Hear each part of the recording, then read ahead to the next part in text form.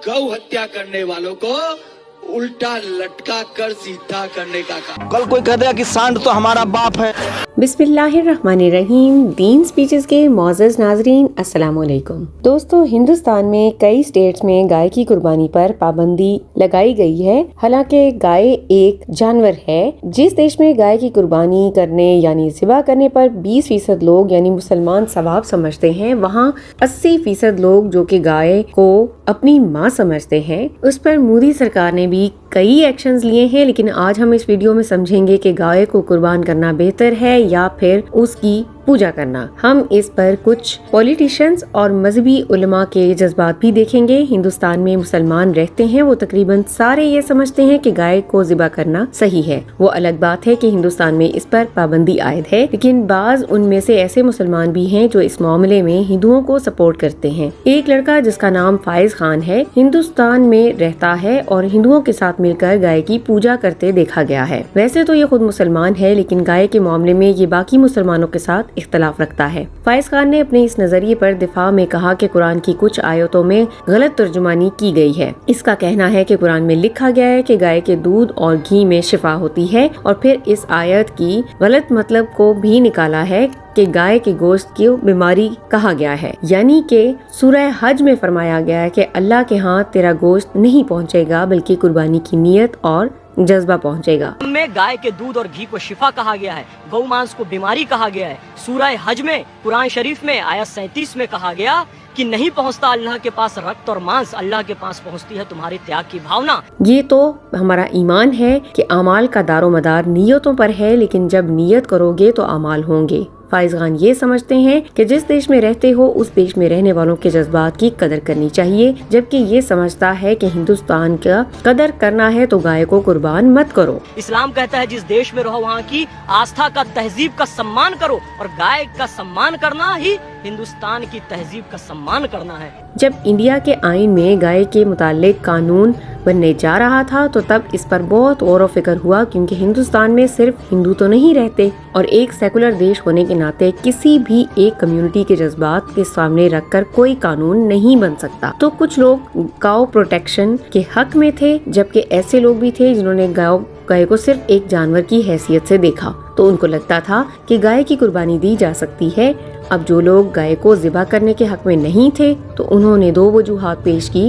एक ये कि गाय को खेतों में काम करने के लिए भी इस्तेमाल किया जाता है, और साथ में गाय का दूध भी सेहत के लिए अच्छा है। अब दूसरे लोग यानी हिंदू ये भी कहते हैं कि गाय उनके धर्म का हिस्सा है और वो गाय को माता मानते हैं। तो ये किसी को भी हक हासिल नहीं है कि उनके मजहबी जज्बात को ठेस पहुंचाए।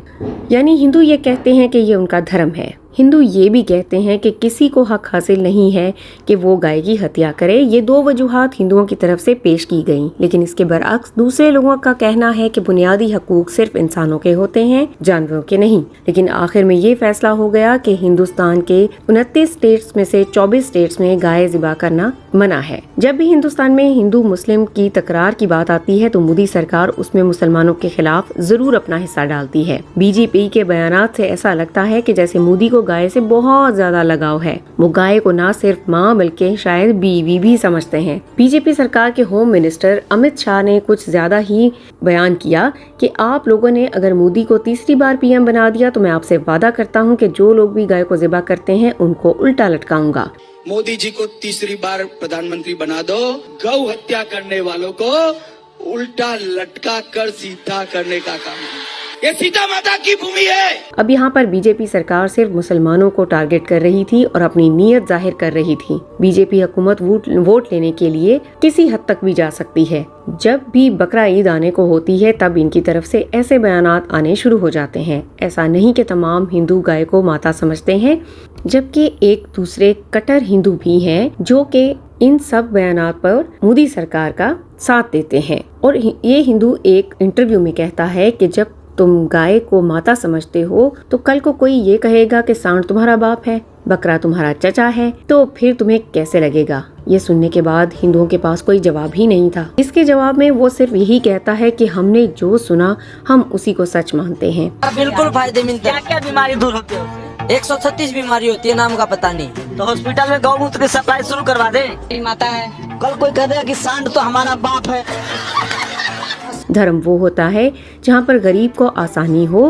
किसान भाई अक्सर गरीब होते हैं, वो अक्सर खेती बाड़ी करके अपना पेट पालते हैं और या फिर जानवर पालकर और उनका दूध बेचकर गुजारा करते हैं। जब तक गाय दूध देती है तब तक उनका गुजारा हो जाता है, लेकिन जब गाय दूध देना बंद कर देती है तब किसानों को मुश्किल हो जाती है, क्योंकि वो फिर इनको बेच नहीं सकते। अगर दूसरे ममालिक में गाय की खरीदो फरोख्त होती है तो इसलिए कि गाय को ज़िबा करके उनका गोश्त खाया जाता है, जबकि हिंदुस्तान में गाय का गोश्त कोई खाएगा नहीं, तो गाय को बेचकर क्या हासिल। आखिर में किसान के लिए बोझ ही बन जाती है, ऊपर से खा पी कर नुकसान भी करती है। अब डॉक्टर जाकिर नाइक अगर मजहबी किताबों से साबित करने पे आए तो कुरान के साथ साथ हिंदू मजहबी किताबों से भी साबित करवा सकते हैं कि गाय का गोश्त क्यों खाया जाता है और इसकी इजाज़त क्यों है। लेकिन जैसा कि हिंदू तो अपनी ही किताबों पर अमल नहीं करते, तो डॉक्टर जाकिर नाइक लॉजिकल वजूहात बताते हुए कहता है कि गोश्त में कई तरह के प्रोटीन्स होते हैं जो कि इंसानी जिस्म के लिए मुफीद होते हैं। जिस्म को मुख्तलिफ किस्म के अमीनो एसिड्स की ज़रूरत होती है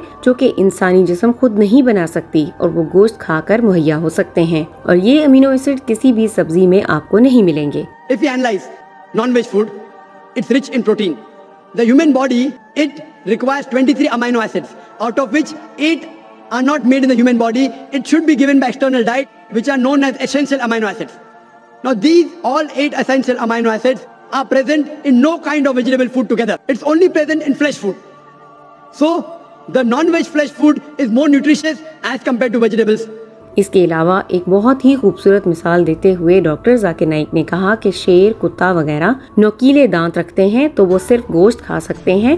गाय, बकरी वगैरह के दांत फ्लैट होते हैं तो वो सिर्फ घास खाते हैं, जबकि इंसान में दोनों तरह के दांत होते हैं तो इंसान दोनों तरह की खुराक खा सकता है। Furthermore, if you analyze, if you see the set of teeth of the herbivorous animals, the cow, the goat, the sheep, they have got flat set of teeth.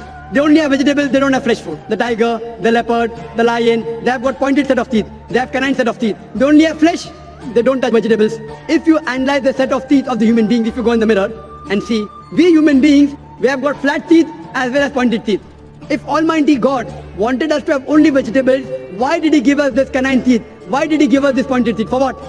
दोस्तों, डॉक्टर जाकिर नाइक अक्सर दलीलों से बात करते हैं, इसलिए जब वो कोई बात करते हैं तो फिर कोई भी गैर मुस्लिम उस बात को चैलेंज नहीं कर सकता। अल्लाह तमाम मुसलमानों को ईद की खुशियाँ नसीब करें, आमीन। उम्मीद करते हैं वीडियो अच्छी लगी होगी। इसी तरह की ईमान अफरोज वीडियोस के लिए आप सब्सक्राइब कीजिए हमारा चैनल दीन स्पीचेस। हम मिलते हैं आपसे अगले वीडियो में। अपना ख्याल रखिए। अल्लाह हाफिज।